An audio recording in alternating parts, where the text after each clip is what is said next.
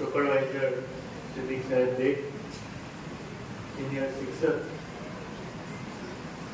એવા વિજય સાહેબ ગોગા, આજના આ કાર્યક્રમના કન્વીનર એવા ફૈઝાન સાહેબ મંસૂર, તમામ સ્ટાફ અને વિદ્યાર્થી મિત્રો, પહેલા તો તમને ક્વેશ્ચન કરીશ. હમણાં 2-3 દિવસ પહેલા બરોડાનો એક સ્કૂટી રોલરમાં એક છોકરી આવી જાય છે, તમે જોયું? કેટલા જોયો છે? ઉજાગર રે વિડીયો, બરાબર? કેટલા એમાં તમને શું લાગે છે એમાં વાંક રોલર વાળાનો હતો?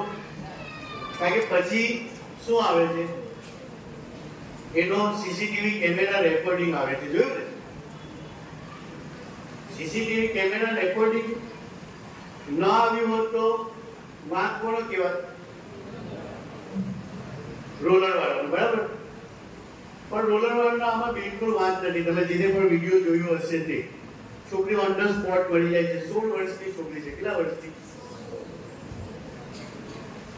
સરકારે આપણને એવું કહ્યું છે લાયસન્સની ઉંમર કેટલી છે? મા બાપ બાળકો પર અતિશય પ્રેમ કરીને પોતાના બાળકોને સરકારે જે કાયદાકીય રીતે નક્કી કરેલી ઉંમર છે એના કરતા ઓછી ઉંમરે વાહનો આપી દે છે, બરાબર? અને પછી ભરપેટ પસ્તાય છે જ્યારે આવો કોઈ અકસ્માતનો બનાવ બનતો હોય છે ત્યારે. આ રોલર માં જે છોકરી આવી જાય છે, રોલર ની જગ્યાએ ચાલતું હોય છે, બરાબર ને? છોકરી 3 સવારી હોય છે. પહેલા તો એક નિયમનો આ ભંગ કર્યો, 666, 16 વર્ષની ઉંમર છે, ખ્યાલ આવે? અને ત્રીજું, એ જે ચલાવે છે ને, તો એ જે મેં બરાબર વિડીયો મેં જોયું એવું લાગે છે કે આગલી બ્રેક મારે. એકચ્યુઅલી ગાડી એકદમ આગલી બ્રેક મારે છે અને તરત જ ગાડી પડે છે. પડે છે એટલે સીધી ક્યાં પડે છે? રાઈટ સાઈડ પર પડે છે. એનું માથું સીધું રોલરના નીચે આવી જાય છે. ખ્યાલ આવે કે નહીં? આ એટલા માટે બનાવું તમને કહું છું કે આગલી બ્રેક તમે મારો ને અને શોર્ટ બ્રેક તમે મારી દો તો ચોક્કસ તમારી ગાડી ત્યાં તો સ્લીપ થઈને આમ જતી રહે અથવા તમે પડો. એ આ જે બનાવ બન્યો છે એનું મેં જે જોયું એ સરકાર ઘણા પ્રયત્નો કરી રહી છે કે ભાઈ વિદ્યાર્થીઓમાં ટ્રાફિક સેન્સ આવે, બરાબર? પણ ટ્રાફિક સેન્સ બહુ ઓછા લોકોમાં હોય છે. એ વસ્તુ ફોરેનમાં બહુ સોલિડ હોય છે અને ત્યાંના લોકો પણ એટલા સ્ટ્રિક્ટ છે, આપણે અહીંયા પણ છે. અને 3 વાર તો 500 રૂપિયા ઉપર ભરી ચૂક્યો છું. એક તો કદાચ તેજસ સાહેબ તમે જ મારો ઓનલાઈન ચલણ ભર્યો, એક વાર તેજસ સાહેબે ભર્યો છે, બરાબર? સીટ બેલ્ટ ભૂલી જવાને કારણે, બરાબર? તો ટ્રાફિક અંગે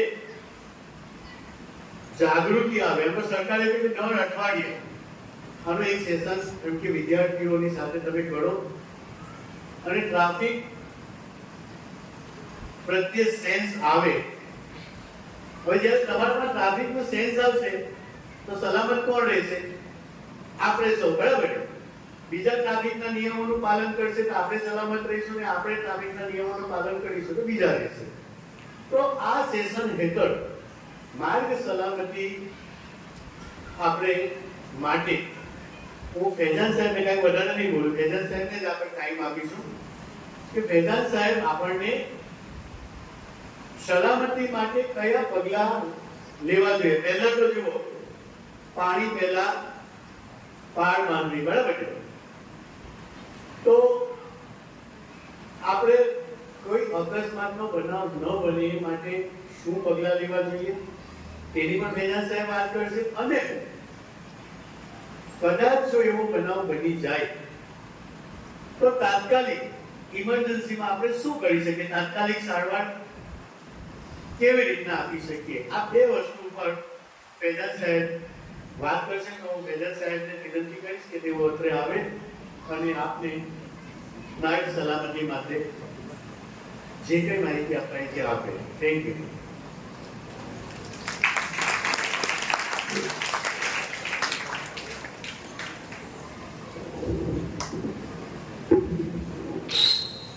अस्सलाम वालेकुम.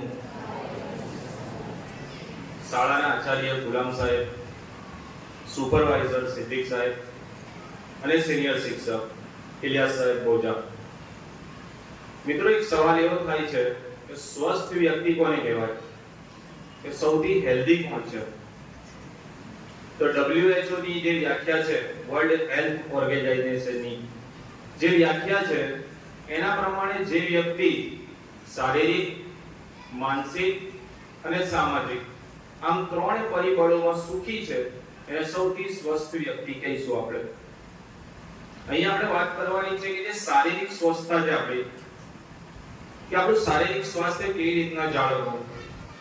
સૌથી પહેલી બાબત તો એ છે, આપણો ભારત દેશ વિકાસશીલ દેશ છે, ઘણી દિશાઓમાં ખૂબ અગ્રેસર છે, પણ ઘણી જગ્યાએ હજુ ઘણી કચાશ પણ છે.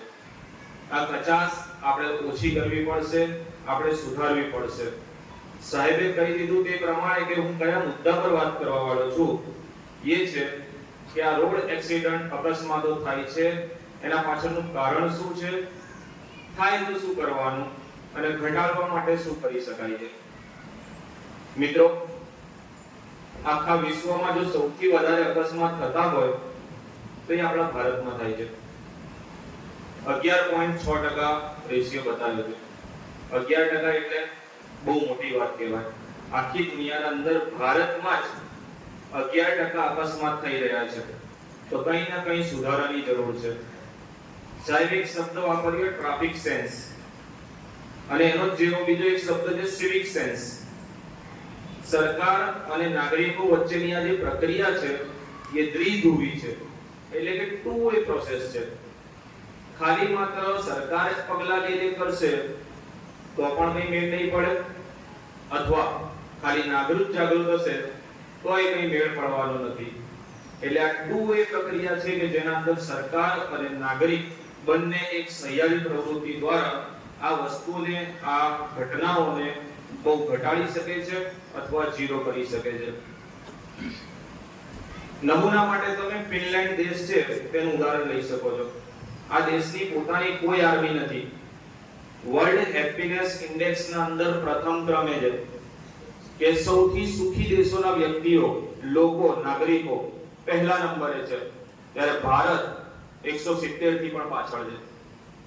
તો કંઈ ના કંઈ જરૂર છે કે ટ્રાફિક સેન્સ માટે તમારે વિચારવાની જરૂર છે, અને ખાસ કરીને આપણી જે પેઢી છે, જેન ઝી જનરેશન છે તેને. તો સૌથી પહેલા તો આપણે વાત કરીશું કે કઈ વસ્તુઓ આપણે ધ્યાનમાં રાખવાની છે ટુ વ્હીલર અને ફોર વ્હીલર માટે. તો સૌથી પહેલા તો જેટલાય વિદ્યાર્થી ટુ વ્હીલર લઈને આવે છે, સાહેબે કીધું તે પ્રમાણે કે ઘણી વખત વાલીનો જે અતિરેક પ્રેમ છે તે પણ તમને નુકસાન કરી શકે છે. ઉદાહરણ તરીકે જેટલાય બાળકો ગાડી લઈને આવે છે, કોઈ 18+ મારા હિસાબથી તો નથી, હશે તો અલગ વસ્તુ છે, એટલે કે એમના પાસે લાયસન્સ નથી. જો કોઈ જાતનો અકસ્માત સર્જાયો તો સૌથી પહેલા જવાબદારી તે વિદ્યાર્થીની નહીં આવે કે જેણે અકસ્માત સર્જ્યો છે. એ ગાડીની આરસી બુક કોના નામે છે તેના ઉપર સૌથી પહેલા પગલાં લેવામાં આવશે, અને 3 વર્ષની સજા છે અને 50,000 રૂપિયાનો દંડ છે. તો આ ભોગવવાનું કોને છે? વાલીને છે. બીજી વસ્તુ કે જ્યારે ટ્રિપલ સવારીના અંદર તમે વેહિકલ ચલાવો છો, સાયન્સ વાળાઓને ખબર હશે કે ત્યારે ગાડીનું સેન્ટર ઓફ માસ છે ડિસબેલેન્સ થઈ જાય છે, અને તે સમયે તમે સંતુલન જાળવી શકતા નથી. સરકાર એમને એમ નથી કહેતી કે ટ્રિપલ સવારી ના ચલાવો. હેલ્મેટ અવશ્ય પહેરો, હેલ્મેટ બહુ જરૂરી છે. પેલું હેલ્મેટ નહીં કે જે પોલીસથી બચવા માટે આપણે પહેરીએ છીએ કે એને 100 રૂપિયા નાખવા પડે. ये हेलमेट ISI मार्का वाला નથી. જો એના પર 1 કિલોનો પથ્થર પણ ફેંકવામાં આવે તો એ હેલ્મેટ તૂટી જશે. એટલે તમારે આગ્રહ કોનો રાખવાનો છે? તે હેલ્મેટનો કે જે ISI માર્કા વાળો છે. થોડા પૈસા બચાવવાના ચક્કરમાં દવાખાનામાં તમે ઘણા બધા પૈસા વેડફી દો છો. તો સૌથી પહેલા તો હેલ્મેટ પહેરો. બીજી વાત કે ચોમાસાના અંદર જ્યારે ટુ વ્હીલર ચલાવવામાં આવે છે તો તમે બેફામ ચલાવો છો, પણ ઘણી જગ્યાએ રોડના સાઈડમાં કાદવ જમા થાય છે અને ગાડી જ્યારે તે પોર્શન પર ચાલશે તો ટાયર અને જે જમીનની સપાટી છે તેના વચ્ચે એક ચીકાશવાળો કાદવ આવી જશે કે જે ઘર્ષણને ઘટાડી દે છે અને ખૂબ ઓછું ઘર્ષણ હોવાના કારણે તમારી ગાડી સંતુલનમાં રહેતી નથી અને તમે અકસ્માતનો ભોગ બનો છો. બીજી વસ્તુ કે જ્યારે કોઈ જગ્યાએ રેતી પડી છે તે જગ્યાએ બી તમે ગાડી તમારી તેજ ઝડપે લઈ જાઓ છો અને તેનાથી પણ એ જ વસ્તુ થાય છે કે જેના કારણે ઘર્ષણ ઓછું થાય છે અને તમારી ગાડી સંતુલનમાં રહેતી નથી. રેતીના ઉપર ગાડી ચલાવવી એ લખોટીના ઉપર ગાડી ચલાવવા બરાબર છે. જે નાના નાના કણો છે રેતીના એ ઘર્ષણ ઘટાડે છે અને તમારી ગાડીના અંદર અકસ્માત સર્જાય છે. ચોમાસાના અંદર કોઈ જગ્યાએ તમે જાઓ છો તો ખાસ જુઓ કે તમારી ગાડીના બધા ઇન્ડિકેટર યોગ્ય રીતે કામ કરે છે. જો હા તો પછી તમે લાંબી મુસાફરી કરી શકો છો. જેવું લાગે કે આ ગાડી મને કોઈ જગ્યાએ ઊભી કરી દેશે તો પ્રયત્ન કરવાનો છે કે તે વેહિકલ લઈને તમે લાંબી મુસાફરી ના કરો. સમય અનુસાર જોતા રહો કે આરસી બુક, વીમો એ બધું યોગ્ય છે કે નહીં. કેમ કે તમે વેહિકલ લઈ જશો અને ઠોકશો તો મોટર વેહિકલ એક્ટના અનુસાર 50,000 રૂપિયાનો દંડ અને 3 વર્ષ સુધીની સજા છે. તો કોઈ પણ વિદ્યાર્થી ભાઈ શક્ય તમે હોય ત્યાં સુધી સરકારી અથવા તો કોઈ નોર્મલ જે તમે અવરજવર કરો છો તેવા વાહનોમાં આવવાનો પ્રયત્ન કરો. ટુ વ્હીલર લાવીને બેફામ ગાડી ના ચલાવો. તમે ટુ વ્હીલર બેફામ ચલાવો છો તો શરીરના અંદર જે રસાયણ ઉત્પન્ન થાય છે ડોપામીન, ઝડપની મજા, થ્રિલ અનુભવો છો, રોમાંચ અનુભવો છો, પણ એ ઝડપની મજા એ મોતની સજા છે. લગભગ હું બહુ હાઈવે પર મુસાફરી કરું છું અને દર અઠવાડિયે હું જોઉં છું કે બરોડા એક્સપ્રેસ હાઈવે પર એવો અકસ્માત સર્જાયો હોય છે કે જે આપણને જોવાનો પણ પસંદ નથી. તમે જોઈને જ વિચલિત થઈ જાઓ છો એક નાની ભૂલના કારણે. એક અકસ્માત મારા સામે થયો, એના અંદર એક ડ્રાઈવર માવો ભરેલો હતો. વ્યસન એ બહુ ખરાબ વસ્તુ છે, આપણે જાણીએ છીએ, છતાંય આપણે એનાથી આદી છે. ખાલી એ માવો થૂકવા માટે ગાડીમાંથી ડોકું બહાર કાઢે છે અને શરીર પોતાનું સંતુલન ગુમાવી દે છે અને ગાડી આગળ જઈને ઠોકાઈ જાય છે. એ ગાડી બિલકુલ ટ્રકના પાછળ જતી રહે છે અને બિલકુલ આવું થઈ જાય છે, ક્રેશ. એનો મતલબ કે સેફટી રાખવી બહુ જરૂરી છે. વ્યસન તો એમ પણ ના જ કરવું જોઈએ. ચાલો, ટુ વ્હીલરની વાત કરી, હવે ફોર વ્હીલર માટેની વાત કરીએ તો સીટ બેલ્ટ સૌથી પહેલા પહેરવાનો આગ્રહ રાખવો. ભલે લોકો તમને એવું બોલે કે આ કેવું છે કે દર જગ્યાએ સીટ બેલ્ટ. એના માટે હું ઇલિયાસ સાહેબને હંમેશા જોઉં છું કે નાની મુસાફરી કરવાની હોય 5 મિનિટ કે 10 મિનિટ તો સૌથી પહેલા ઇલિયાસ સાહેબ કાનવાળા સીટ બેલ્ટ પહેરે છે. બહુ જરૂરી છે, શોખ માટે નથી. એ જ્યારે ગાડી અથડાશે તો ઝડપ ઉત્પન્ન થશે તો તમે જડત્વના નિયમ પ્રમાણે બહાર ફેંકાઈ જશો કાચ તોડીને. પણ જ્યારે જો સીટ બેલ્ટ પહેરેલો હશે અને તમે અથડાશો, સીટ બેલ્ટ પહેરેલો હશે તો જ સેફટી ઓપન થશે, એરબેગ ખુલશે. જો સીટ બેલ્ટ પહેરેલો નથી તો એરબેગ નહીં ખુલે. એટલે સીટ બેલ્ટ સૌથી પહેલા પહેરીને રાખવાનો છે આપણે. બીજી વસ્તુ કે જ્યારે પણ તમે વાહન ચલાવો છો તો ટ્રાફિકના જે બી સિગ્નલ છે, જે બી ચિહ્ન છે એને જોતા રહો અને ફોલો કરો કે કઈ જગ્યાએ યુ ટર્ન લેવાનો છે, કઈ જગ્યાએ યુ ટર્ન લેવાનો નથી. રેડ સિગ્નલ છે તો ઊભા રહેવાનું છે, ગ્રીન સિગ્નલ છે તો મારે નીકળી જવાનું છે. સૌથી વધારે અકસ્માત થાય છે એ કઈ જગ્યાએ કે જ્યારે સિગ્નલ યલો છે. યલો નો મતલબ છે કે સિગ્નલ બંધ થવામાં 2-3 સેકન્ડ બાકી છે અને ત્યારે વ્યક્તિ ઉતાવળ કરે છે કે હું મારી 1 મિનિટ બચાવી લઉં અને 1 મિનિટ બચાવવાના ચક્કરમાં એ 10-15 દિવસ હોસ્પિટલ ભેગો થઈ જાય છે. તમારી 1 મિનિટ ઉતાવળ બરાબર છે. તમારા અને તમારા પરિવાર માટે ગંભીર અસરો ઉત્પન્ન કરી શકે છે. હંમેશા ઝીબ્રા ક્રોસિંગ પરથી પસાર થાઓ, વૃદ્ધોને અને બાળકોને જવા દો, બેફામ ગાડી ના હાંકો. 80 ઉપર જશો તો સ્પીડોમીટરના અંદર રેડ સિગ્નલ બતાવે છે. એ રેડ સિગ્નલ છે કે આનાથી વધારે ઝડપ રાખવું લીગલ તો છે. હાઈવે પર લખેલું હોય છે કે 100 સુધી ચલાવી શકો છો, 120 સુધી ચલાવી શકો છો, પણ ત્યાં સુધી જવું બરાબર છે એ યોગ્ય નથી. તમારું વાહન 80 હાઈવે ની વાત કરું છું, 4 વ્હીલરમાં 80 થી 100 ના વચ્ચે રાખો કે જેનાથી તમારી ગાડીનું મેન્ટેનન્સ પણ ઓછું આવશે, ગાડીની હેલ્થ પણ જળવાઈ રહેશે અને અકસ્માતનો ભોગ બનશો ઇન કેસ તો ડેમેજ પણ ઓછું થશે. બેફામ ગાડી ચલાવો નહીં. સારું, કાગળિયા ડોક્યુમેન્ટેશન હંમેશા કમ્પ્લીટ હોવા જોઈએ. જો ડોક્યુમેન્ટેશન તમારું કમ્પ્લીટ નથી તો કાયદાકીય રીતે તમે ગમે ત્યારે ભોગ બનશો. માની લો કે તમે ગાડી લઈને આવો છો અને એક્સિડન્ટ થાય છે, પહેલા તો તમે 18 પ્લસ નથી એટલે ગુનામાં છો.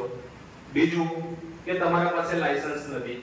ત્રીજું કે જો ગાડીના ડોક્યુમેન્ટ ક્લિયર નહીં હોય, વસ્તુ ભલે તમને એવું લાગતું હોય કે બહુ સહજ છે, ગામડા લેવલ પર કોઈ ચેકિંગ નથી, તો જે જગ્યાએ ચેકિંગ હોય છે જેને પોલીસની ડ્રાઈવ કહેવાય છે કે મહિનાના અંદર 1-2 દિવસો નક્કી કરે છે કે જ્યાં ચેકિંગ બહુ પ્રબળ રીતે કરવામાં આવે છે, ત્યારે આપણે બધા હેલ્મેટ પણ પહેરી લઈએ છીએ, લાયસન્સ છે, ડોક્યુમેન્ટેશન છે, આરસી બુક છે, બધું કમ્પ્લીટ રાખીએ છીએ. તો આ વસ્તુ આપણે ધ્યાનમાં રાખવાની છે. ચાલો ઇન કેસ કે હવે એક્સિડન્ટ થઈ ગયું છે તો શું કરવું અને શું ન કરવું? તો સૌથી પહેલા પેનિક થવાનું નથી. જો પેનિક થશો તો બોડી વધારે ઓક્સિજન માંગશે અને વધારે ઓક્સિજન માંગશે તો શ્વાસ લેવામાં વધારે તકલીફ પડશે. તો સૌથી પહેલા એ પ્રોબ્લેમ આવી શકે છે. બીજું કે જ્યારે કોઈ જગ્યાએ અકસ્માત થાય છે તો ટોળું ભેગું ના કરો, એનાથી દર્દી ગભરાઈ શકે છે. જે અકસ્માતનો ભોગ બન્યો છે એ વધારે પેનિક થઈ જશે. ત્રીજી વસ્તુ કે જે હમણાં બહુ કોમન છે અને બહુ ખરાબ બાબત છે કે લોકો હેલ્પ કરવાના બદલે વિડિયો અને ફોટોસ લેવાના અંદર બિઝી થઈ જાય છે. ભાઈ ગાઈડલાઈન છે ગવર્નમેન્ટની કે વિડિયો અને ફોટો નથી લેવાના તમારે. સૌથી પહેલી પ્રાથમિકતા છે કે તે દર્દીને તમે શું કરો ભાઈ, જે અકસ્માતનો ભોગ બન્યો છે તમે એની હેલ્પ કરો. પણ આપણે જોઈએ છે કે સોશિયલ મીડિયાના અંદર અમુક લાઈક્સ અને કમેન્ટ્સ અથવા તો ફોલોઅર્સ માટે આપણે વિડિયો ઉતારવામાં બિઝી થઈ જઈએ છીએ. એના પછીની બાબત કે ગાડીના અંદર અમુક સેફટી એપરેટસ આપેલા હોય છે. દાખલા તરીકે ટ્રાયેંગલ આપેલો હોય છે કે તમારી ગાડી હાઈવે પર બગડી તો તરત એને સાઈડમાં લઈ જાઓ અને એ જે ઇક્વિપમેન્ટ આપેલું છે એ 20 મીટર દૂર લગાવી દો કે જેનાથી તમારી ગાડીના અંદર કોઈ ના ઠોકાઈ જાય. એના આગળ વાત કરું તો લેન ચેન્જ ના કરો. મોટા ભાગે થ્રિલ કોના અંદર આવે છે આપણને કે જ્યારે પેલું ડ્રિફ્ટ કરીએ છીએ, બરાબર છે, અમુક લોકો કરે છે છોકરાઓ, ગાડી બાઈક આગળથી ઉપર કરો તો વ્હીલી અને પાછળથી ઉપર કરો તો સ્ટોપિંગ. જ્યારે હેન્ડ બ્રેક ખેંચવામાં આવે છે અથવા ડિસ્ક બ્રેક મારવામાં આવે છે તો ગાડી ઘસડાઈને આગળ વધે છે, એને ડ્રિફ્ટ કહેવાય છે. તો આ વસ્તુ રોમાંચ ભલે આપે છે, થ્રિલ ભલે આપે છે, પણ 100% એ નુકસાનકારક છે. ઝડપની મજા એ મોતની સજા છે. થ્રિલ તમને આપશે, અમુક સમય સુધી આપશે, પણ જો કોઈ વખત તમારું કેલ્ક્યુલેશન ખોટું સાબિત થઈ ગયું આ લેન ચેન્જ કરવામાં, એટલે જ હાઈવે પર સૌથી પહેલા લખેલું હોય છે કે લેન ચેન્જ કરવી નહીં. ઇન કેસ તમારે લેન ચેન્જ કરવી છે તો ઓવરટેક માટેની એક લાઈન આપેલી છે. પહેલી લાઈન 4 વ્હીલરની હોય છે, બીજી લાઈન ટ્રકની હોય છે, જ્યારે ત્રીજી લાઈન છે એ ઇમરજન્સી લેન હોય છે કે ઇન કેસ તમારી કારના અંદર કોઈ પ્રોબ્લેમ આવ્યો તો ત્રીજી લાઈનના અંદર તમારી કારને ઊભી રાખો. પણ આપણે શું કરીએ છીએ, ત્રીજી લાઈનમાં જ ગાડી ચલાવી દઈએ છીએ કે જ્યાં પહેલાથી કોઈ ગાડી ઊભેલી હોઈ શકે છે. ત્યારે તમારું દિમાગ કેલ્ક્યુલેશન નહીં કરી શકે અને તમે બ્રેક પર પગ મૂકવાના બદલે સીધી જ ગાડી જવા દેશો. પરિણામે ભયંકર અકસ્માત સર્જાઈ શકે છે. તો આપણે શું ધ્યાનમાં રાખવાનું છે? તો આપણે એવું ધ્યાનમાં રાખવાનું છે કે લેન ચેન્જ કરવી નહીં, ઓવર સ્પીડિંગ કરવી નહીં, ગાડીના ડોક્યુમેન્ટેશન ક્લિયર રાખવા અને ગાડીનું મેન્ટેનન્સ બરાબર છે ટાઈમ ટુ ટાઈમ કરેલું હોવું જોઈએ. અકસ્માત થઈ જાય તો પેનિક થવાનું નથી. ખોટા વિડીયોઝના અંદર બિઝી થવાના બદલે પહેલી પ્રાથમિકતા દર્દીની સારવારની છે. બીજો એક મિથ એવો છે કે લોકોના અંદર એવું છે કે જો અમે કોઈ અકસ્માતનો ભોગ બન્યો છે એની મદદ કરવા જઈશું તો અમારા પર કેસ થઈ જશે, અને લોકો હેલ્પ કરતા નથી, અને તેના અભાવના કારણે તે વ્યક્તિ મૃત્યુ પણ પામે છે. તો સૌથી પહેલો ધર્મ છે ઇન્સાનિયતનો, માનવતાનો, જે ઇસ્લામનો પાયો છે, હ્યુમેનિટી. તો જ્યારે પણ તમને કોઈ એવો મોકો મળે કે જ્યાં તમે કોઈ આવા વ્યક્તિની મદદ કરી શકો તો તમારે તે અવશ્ય કરવાની છે. બાકી બધું પછીની વાત છે. કોઈ કેસ થતો નથી ભાઈ. હા, તમને ખાલી સાબિતી માટે કે સબૂત માટે લઈ જઈ શકે છે કે ભાઈ શું થયું બોલો તો, એનાથી વિશેષ કશું નથી હોતું. તો સૌથી પહેલું બરાબર છે માનવતા. જો સીપીઆર આપવાની પ્રોસેસ આવડતી હોય અને જરૂરિયાત જણાય તો સીપીઆર આપતા પણ દરેક બાળકને આવડવું જોઈએ. સીપીઆર શું છે કે જ્યારે હાર્ટ ફંક્શન કરવાનું બંધ કરી દે છે તો આર્ટિફિશિયલ રીતે તમે હાર્ટબીટ ફરીથી એક્ટિવેટ કરી શકો છો, તો એ પણ આવડવું જોઈએ. દરેક ગાડીના અંદર ફરજિયાત ફર્સ્ટ એડ કિટ, બરાબર છે, એટલે કે પ્રાથમિક સારવારનો એક ડબ્બો કે જેના અંદર ડેટોલ હોય છે, સોપ્રામાઇસિન હોય છે, રૂ હોય છે, વગેરે વગેરે, એટલે કે બેઝિક દવાઓ છે એના અંદર આપેલી હોય છે. તો એ પણ આપણે રાખવાની છે. આપણે જરૂર નથી પણ કોઈ બીજાને જરૂર છે તો આપણે એ પૂરી પાડવાની છે. મોટા ભાગની વસ્તુઓ તમે બધા જ જાણો છો. આના અંદર કોઈ એવી બાબત મેં નથી કીધી કે જે તમે ના જાણતા હો. વાત છે અમલ કરવાની. તો કોઈ છોકરાઓ ખાસ કરીને કોઈ બેફામ ગાડીઓ ચલાવશો નહીં. તમારી મજાના ચક્કરમાં કોઈ બીજો હેરાન થઈ શકે છે, અને જો ઓળખા પણ આવી તો એ કાયમી પણ હોઈ શકે છે. તો હું આશા રાખું છું કે તમે આ વસ્તુના અંદર ખાસ ધ્યાન રાખશો, અને આપણો ભારત દેશ પણ ફિનલેન્ડની હરોળમાં આવે એવું હું ઈચ્છું છું. ભાઈ બહુ મોટી વાત કહી દીધી મેં કે ત્યાં સુધી પહોંચવું બહુ અઘરું મને લાગી રહ્યું છે, પણ સિવિક સેન્સ જેમ જેમ આગળ જઈ રહ્યા છે તેમ તેમ નાગરિકોમાં વધી રહ્યું છું. તે સાથે હું નિમું છું. ધન્યવાદ.